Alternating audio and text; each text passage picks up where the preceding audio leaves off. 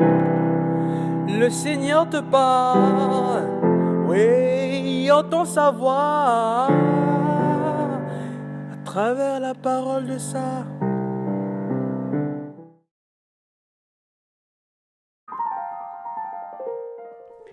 Bien-aimés dans le Christ, pourquoi proclamer les louanges du Seigneur? Le Christ, dans l'évangile de ce jour, le fait non pas pour lui-même, mais pour les autres. On voit ici que le Christ proclame les louanges du Seigneur, non pas pour ce que le Seigneur a fait dans sa vie à lui, mais pour ce que le Seigneur a fait dans la vie des plus petits, des plus pauvres, des démunis, des oubliés.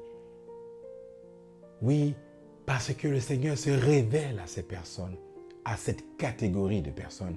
Voilà pourquoi le Christ proclame la louange du Seigneur, la louange de son Père. Autrement dit,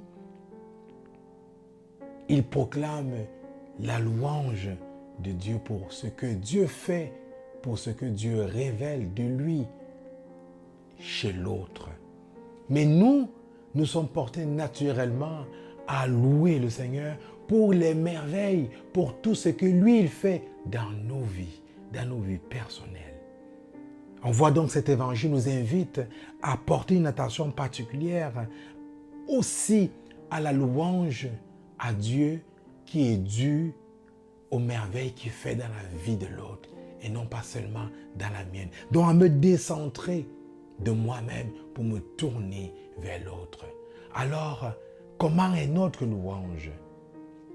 Pour quelles raisons louons-nous le Seigneur? Est-ce que nous le louons uniquement pour ce qu'il fait dans nos vies ou nous nous tournons véritablement vers ce qu'il fait chez l'autre et nous lui rendons grâce ou nous passons plus notre temps à critiquer nos frères, à jalouser, à envier ce que les autres ont?